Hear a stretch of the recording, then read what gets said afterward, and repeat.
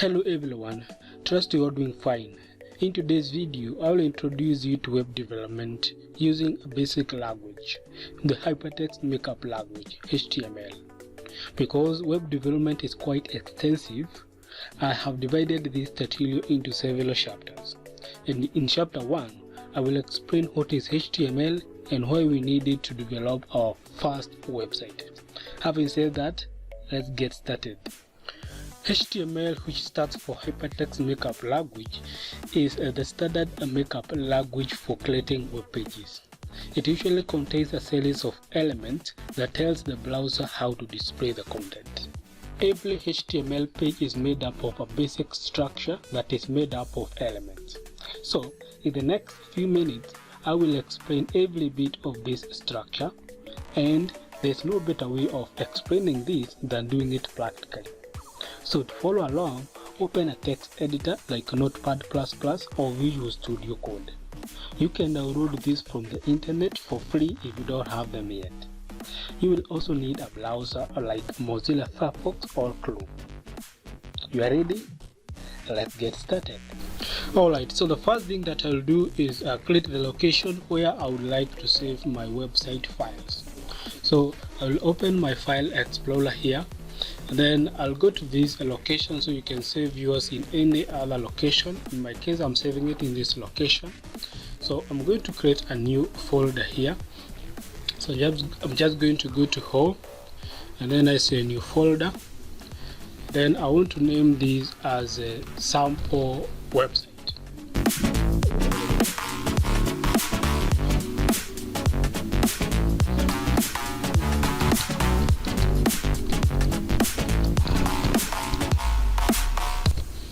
So this is the folder where I'll be saving my website files.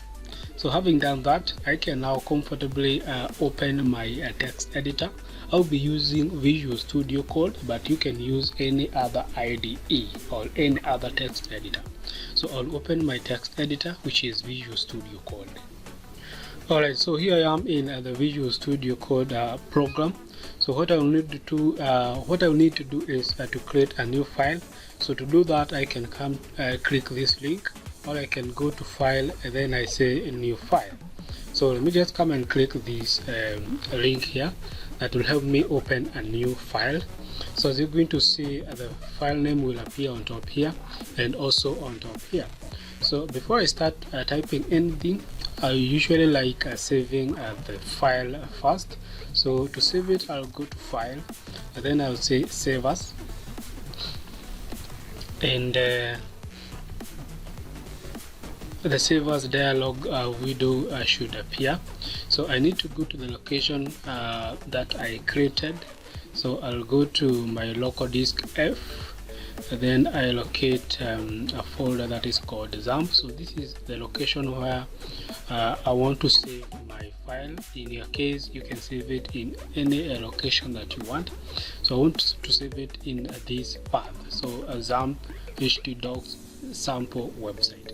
So I'm just going to call it index.html. So I'm going to call it index because it is the very first page that someone will see when they open my website. So this is usually what happens. For the first page that viewers will be seeing and when they open your website, we usually call it index.html or .php or any other extension. So I'll be explaining that much later. So, but for now, let's just call it index, and I want to save it as a HTML file. So I'll come down here, and instead of plain text, I'll come and select HTML. So it now means that the file that I'm saving is a HTML file or document. So this is very important, because if you don't save it as a HTML, then it will not be opened by your browser. You'll not be able to see your website on a browser. So just save it as a HTML file by just selecting the type as HTML, and then you just come and click save. Alright, so Visual Studio Code will display the name of my file on top here and on top here, and I'll also be able to see the file path, like where I have saved my document or file. So we'll be finding this very important as we continue. Now, as I said earlier, every HTML page or web page is made up of a basic structure. So this is the structure that I'll be explaining here bit by bit. So let's get started with the basic HTML structure. As I mentioned earlier, a basic HTML structure will be made up of several elements. And an element is defined by a start tag, some content, and a net tag. But before we type those elements, it's always good to declare that the document that you're about to create is a HTML5 document. So to declare that, I'm going to have this element on top here first. So I'll have the argo bracket, and then I can type it either in capital letters or in small letters because the element is not case sensitive. So I just like typing it in capital letters. So I'll put the exclamation mark, and then I'll say a doc type. And then I'll say that the doc type is HTML. So I just come and say HTML. And then I'll come and close that. So it's always good to include that in the very top part of your program statements. Alright, now having done that, I can now start typing the HTML elements. So the first HTML element will be HTML, and the HTML element is the root element of a HTML page. A HTML element is the root element of a HTML page. So you always need to have this if your website has to work properly. So you need to include this element, and this is how we write the element. So you're going to have the start tag. So I'm just going to have the argo bracket, and then I'll say HTML. So I'll need to type this in small letters, HTML,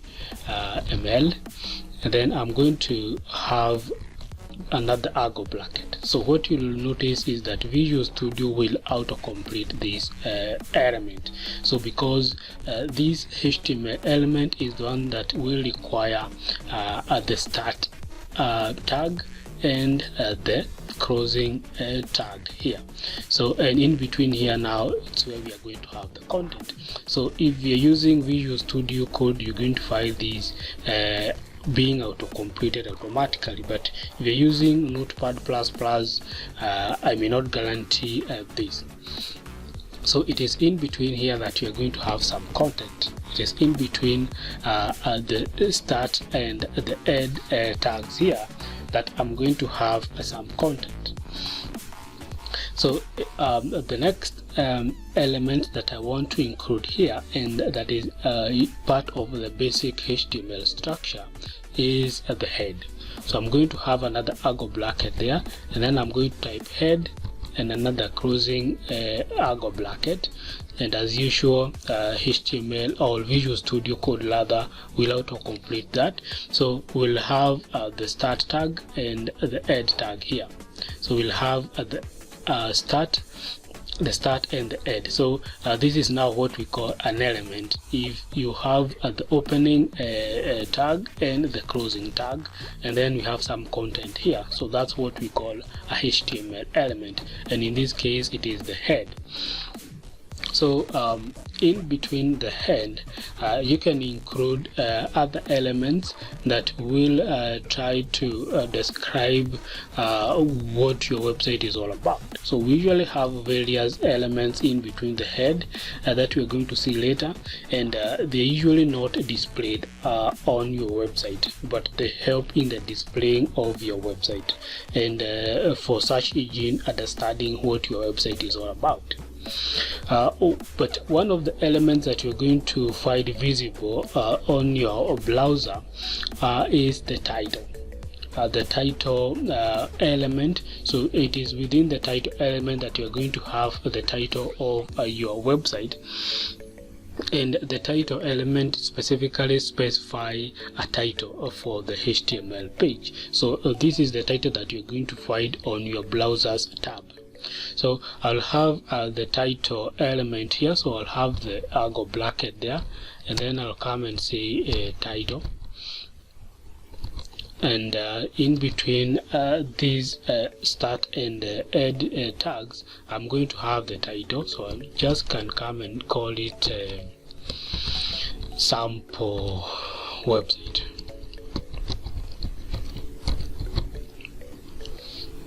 So this is the title that you find appearing on our website. So remember that the opening or the start tag should be well explained or well or clearly stated there, and the end element should also be well stated there. So now below at the head element, I'm now going to have the body element. So the body element is the container for all visible content. So anything that you want the browser to display, you'll need to have it within the body element. So I'm just going to have the body like this. So the body, then I'm going to close that, and it is now within the body that I'll include all the visible content. Of course, for any content that you'll type in, it will need to have a heading and maybe the paragraph that will now contain or that will have the content itself.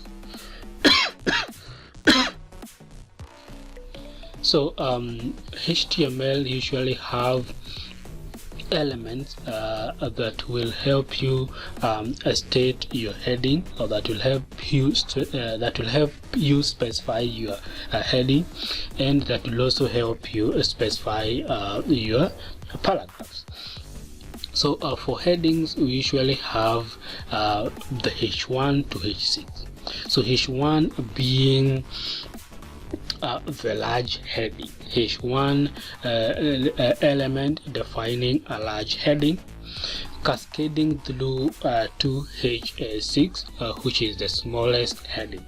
So I'm going to have the largest heading here, although we will be explaining this in another class or in another tutorial. So I'll just come and have H1. And this is also another element that will need to have the start and the end tags, and in between the tags, the start and the end tag, I'll have some content, and maybe I'll come and say that this is heading 1. So you can have any content. This is just a sample. So that will be the heading, and I'll also need to specify a paragraph, in which case I'll use P element. So I'm just going to come and type P in arrow brackets like that, and then I can come and say this is the paragraph, just like that. So, and we are done. So this is the very basic HTML structure that you need to understand and that you need to start with even before you start creating that very complex website. So this is the basic thing that you need to learn, that you need to understand, that you'll need to have it in your fingertips, that you can be able to do it offhand. So if you don't include this in your website, then you are going to have issues with your website. So let's save the changes here and see what we have on the browser. Let's see how the browser will display this. So I'll head on to the location where I saved the file. So it is in this path here, and I'll just come and open that, and here you go. So this is the heading, and this is the paragraph. So you can see it has very clearly been displayed there. So now we can continue studying about the other various elements that you need to include in your website. So when you're creating your website, or when you're creating a website using HTML, the very basic things that you need to understand are elements, because these elements usually defines how your website will look like, how your website will be laid out. So in the next class, or in the next tutorial, I'll be explaining various HTML elements that you need to include in your website. So thanks for watching. See you in the next one.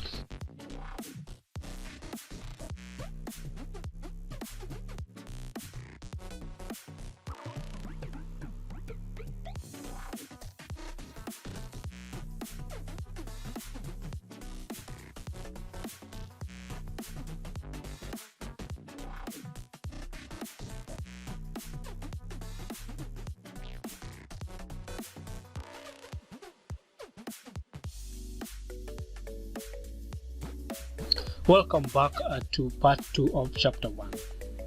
In part 1 of chapter 1, I explained what are elements, and I basically said that an element is anything that will have a start tag, some content, and the end tag. So in this part 2 of chapter 1, I will explain more elements that you need to include in your HTML web page. So the very first element that I want us to discuss is the heading element. I have mentioned this in part 1 of chapter 1. Why do we even need to use headings in our website? Well, search engines usually use the headings to index the structure and content of your web pages. What are search engines? A search engine is usually a tool that is used to search for web pages online. So if you are creating a website, you would want this website to be visible online. And the only way that it will be visible online is if a person can search and find your website.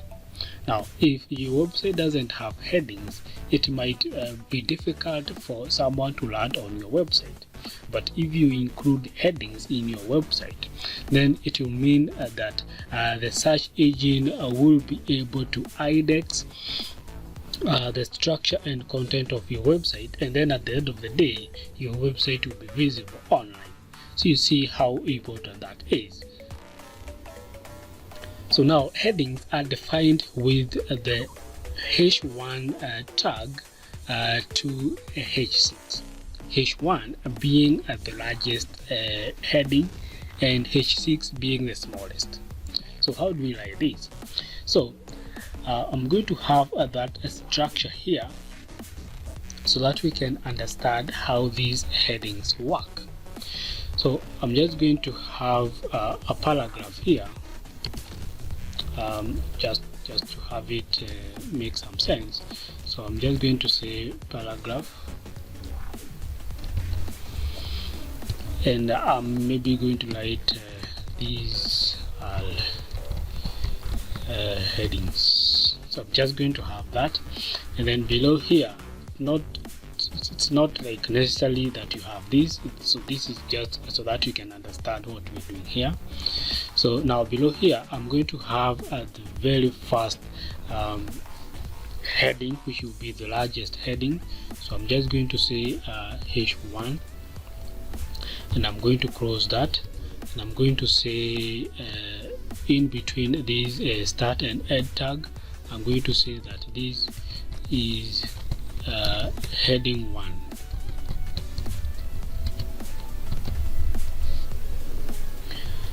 So now below that, I'm going to have now the H2, and I'm going to say that this is heading 2. So if you're using Visual Studio Code, it is a very intelligent program, so you don't have to type the arrow brackets. You just need to type the specific element name. So for instance, here I want to have the H3, So I don't need to come and put it like this, heading 3, and then like that. So that will be somehow tiresome and consume a lot of time. So what I would rather do is just come and write h3 and then I press tab.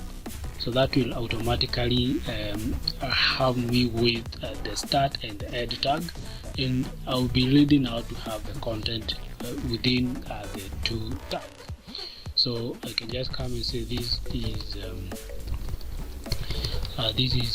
heading 3. So I'll have 4, and I'll say this is heading 4. I'll have 5, and I'll say this is heading 5. Then I'll come down here and I say the last one, which is h6, and I'll say this is heading 6, just like that. So let's see how this one appears on a browser. So I'll save the changes first, then I'll head on to my browser and I'll refresh that. So this is what you're going to see. So this is the heading element. So you're going to have the h1 here, and the h2, h3, h4, h5, h6. So you notice that h6 is very small and h1 is very big. So now it will depend on you on which size you want to use as your heading. So if you want maybe a medium size, maybe you can go with heading 3 or that. So let's get back and see some more elements. So the next element that I want to discuss with you is the image element. So the image element. So the image element is one that will help you to embed an image in your website. So the first thing that I'll need to do before embedding the image is to have the image in this path here. So I'll go to my file explorer and I'll need to locate a certain image here. Let me just try to look for an image. Maybe I can just come and pick this one. Let me just come and rename that. Let me just come and call it image.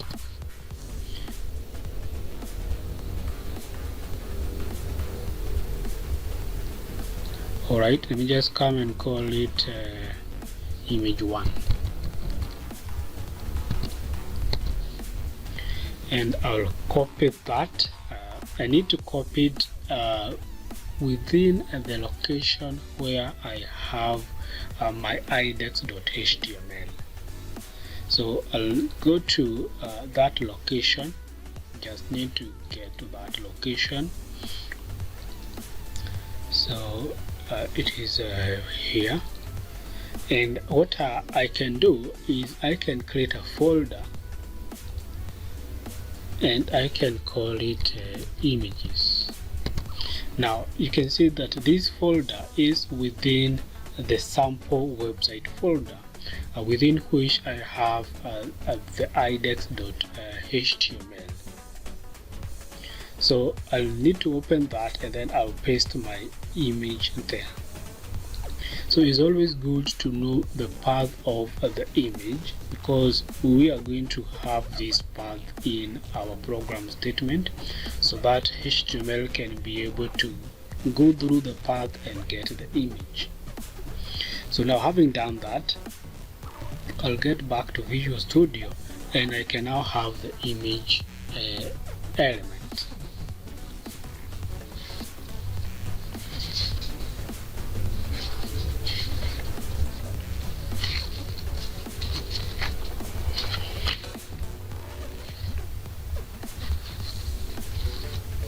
So the HTML image element is defined with the img tags, like that. and it usually doesn't have a crossing tag. So within the start tag, the image, the img, which stands for image, I'm going to have several attributes. The first attribute will be the source, which is represented by SCL. So now the SCL is an attribute that now will be used to embed an image in my HTML page or document. So I'm going to have in between the quotes the path where the image is located. So we already know that I have included an image in this specific path here. So I don't need to come and write the whole of this path. What I just need to do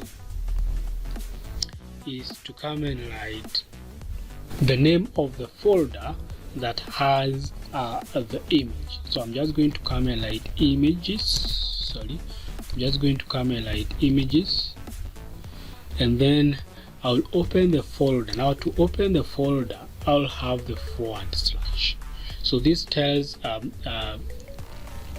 HTML that it needs to go to the images folder, and within the images folder it is going to find an image. So because I may have several images, I need to come and indicate the name of that specific image, and it is always good to include the extension of that specific image. If you don't include the extension, that is PNG, JPEG or GIF or whatever, then the image will not be displayed. So this is now how you can embed an image in your website. So just come and have the img tag, then you have the attribute source, which is src, and then in double quotes have the location of the file itself or the image. So the reason as to why we have not included the sample website folder is because we are already in it. So we are currently in the sample website folder that contains the index.html file, which is the one that we are editing here. So all we just need to do is to now tell the program to get into the images folder now, because we are already on the sample website folder. Just get into the images folder and then embed this image. So if we go to the file explorer, we are going to find that we have this path here. So the sample website and then the images. So what I'm saying is that we are already in this. So we are now just telling the program, now because we are here, we'll go to the images folder and get this image. So that's what we are basically saying. So let's come and refresh that. Sorry, we have to save the changes first. And then we can now come and refresh that, and we should see the image. So for now the image will appear in its original size, but we are going to see later how you can be able to determine the size of this specific image. So now that's how the image will be displayed. We can also include some more attributes in this image element. So like for instance, say the image is not being displayed, or it's taking long to be loaded or downloaded from the internet. We usually include what we call alternate text.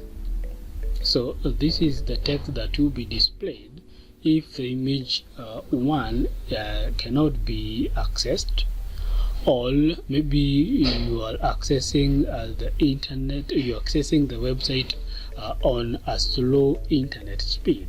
So you're going to like have the idea of what you're expecting. So it can have like a text that says this is a certain image, or you expect to see this kind of an image here, at the end of the day when everything is downloaded from the internet. So we're going to have the alt, which is an attribute within the image tag, and then we can have anything that is describing the image, anything that is describing the image, so that even if the image is not displayed, a person will understand what should be there. So maybe I'll just come and say this is an image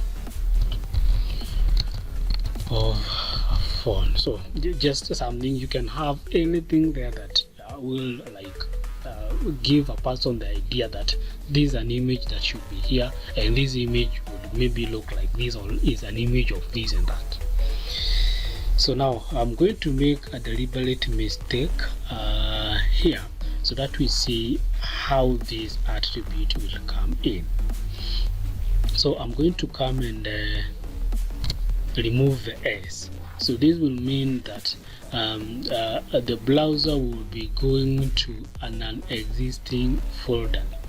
So it will mean that it will not be able to get into this image, and then what we are going to see is this alt text. So let me save that, and then I can come and refresh that, and this is what you are going to see. So this is what you're going to see. So this one means that the image cannot be accessed, but I have an idea of what should be here. So this should be an image of a phone. So if you don't include that, see, if we come and remove that, if you come and remove that, and then we save that, this is what will happen on the browser side. So this is what you are going to see. So you see, this one doesn't make a lot of sense. You may not understand what this one is, in as much that you know that maybe it's an image that is missing here, you may not have an idea of it is an image of what, you see. So that's why it is always good to include the alt text, which will actually help us understand what image should be there, just in case there is something wrong with the image. So that is very, very important to understand there. Now we may want to specify the size of our image here. We may want to specify the size of our image here. So what we can do is that we can include more attributes in this image tag here. So I can come here and specify the width, and maybe I can come and say this one should be, maybe the width should be what I say 100, and we'll be using what we call pixels. So pixels, as much as I understand them, they are those tiny dots that will make up an image, or that will make up something that is displayed on a screen. So I'm just going to come and say pixels, although nowadays they're using what we call EM, but just to start with, we are going to have the pixels. So that is the width, and then maybe I'll also have the same height, so that is 100 pixels, and let's save that and see what we have on that end. Yeah, so you're going to have your image like that. So you can see, you can be able to specify the size of the image using some attributes, that is the width attribute and the height attribute. And that's how we deal with images. That's how you can be able to embed images in your web site or web page.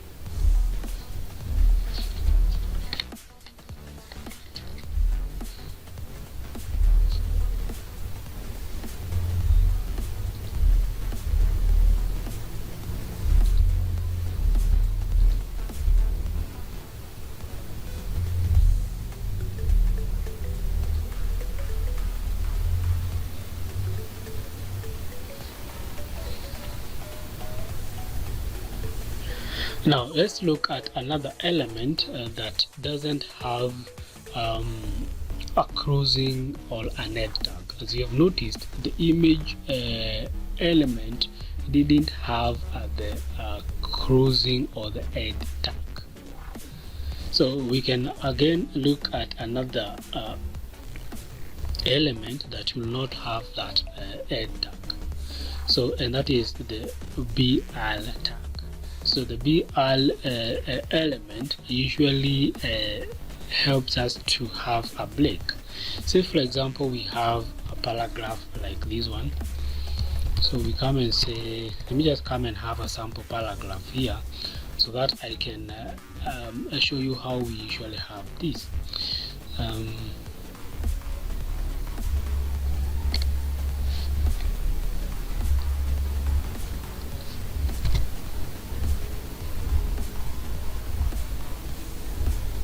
Now the next element that I want us to look at is the break element. So the break element is one that usually doesn't have the head tag, just like the image tag, if you have noticed that. So the break tag usually will help us just to create a break in between something. Say for example I want to have a break between H3 and H4. So I can just come here at the end of this and then I just come and have BL. So what will happen is that when I save that and then I refresh the page, I'm going to have this break here. And if I have more, say for example I come and have another break and another, the break will get wider and wider, or the space will get wider and wider,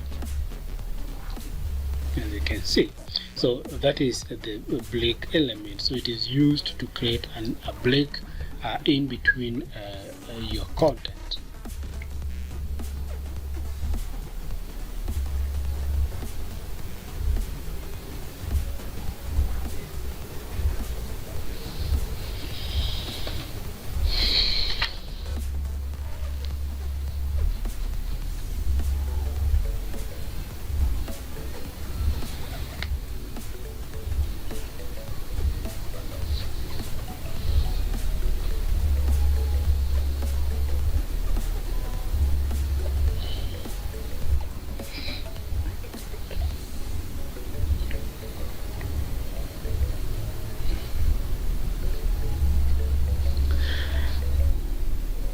Now the other element that I want us to look at is the HTML links. So the HTML links are defined with the anchor tag or the anchor tag. So for us to be able to understand how links work, what I'm going to do is I'm going to copy this and then I'll create a new file. I'm going to paste that there, and I'm going to remove this, and maybe I'm going to have this stuff here just to make you understand what is happening here.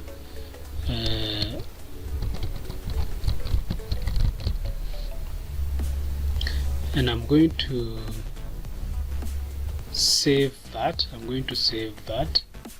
So let me just come and save it in the same location here.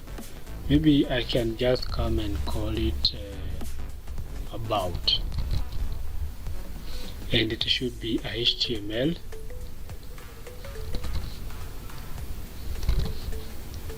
And then just come and save that. So now this one will just help us to understand the link element. So let's have the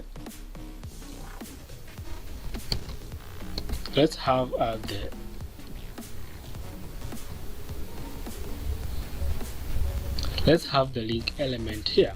So the link element, as I've mentioned, is usually defined using the anchor tag. So when I just come and type that,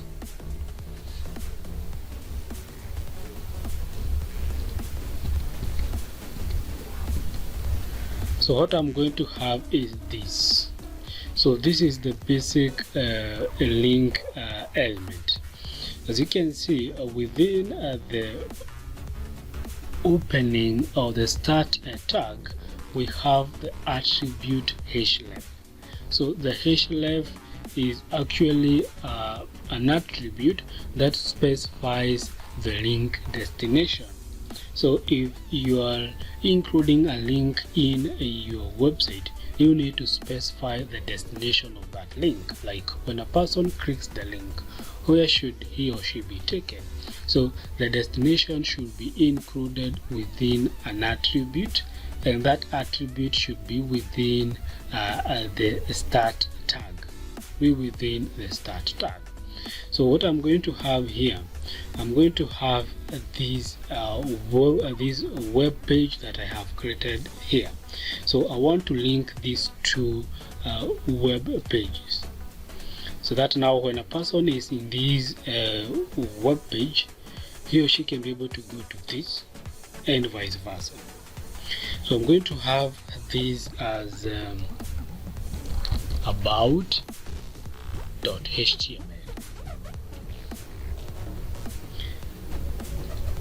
So now this one will not be visible in our website. If I come and save that and I come and refresh, I'm going to see nothing.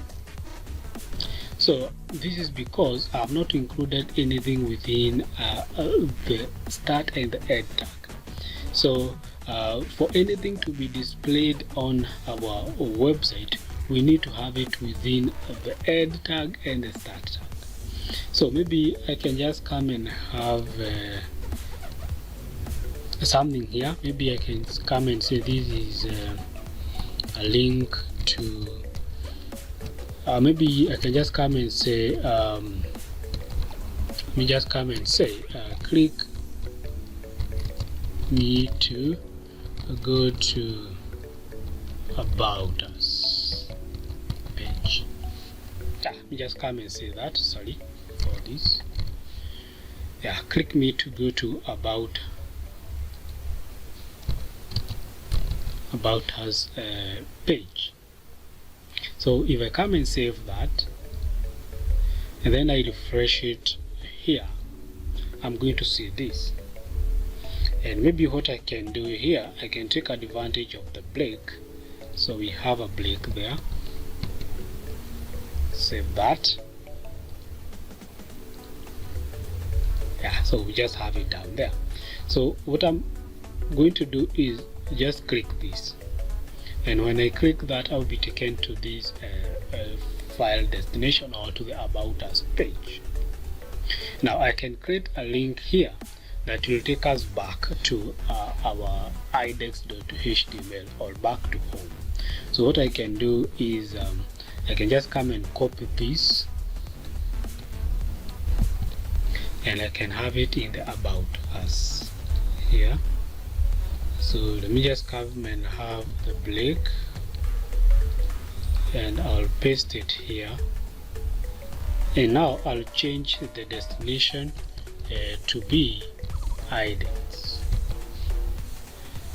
and I'll also come and say home.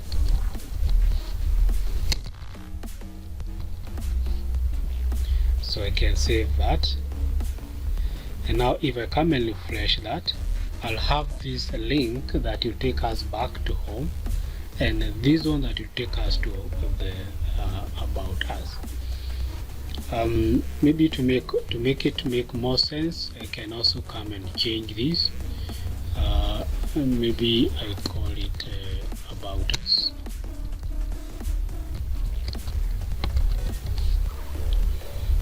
Yes, so that we can be able to differentiate that well. So just refresh that. So about us and sample website, about us, sample website, and that's how we simply create links. So this is a type of link that we call a relative, because we are linking to a page or a web page that is within our website, If it is outside our website, we call it absolute.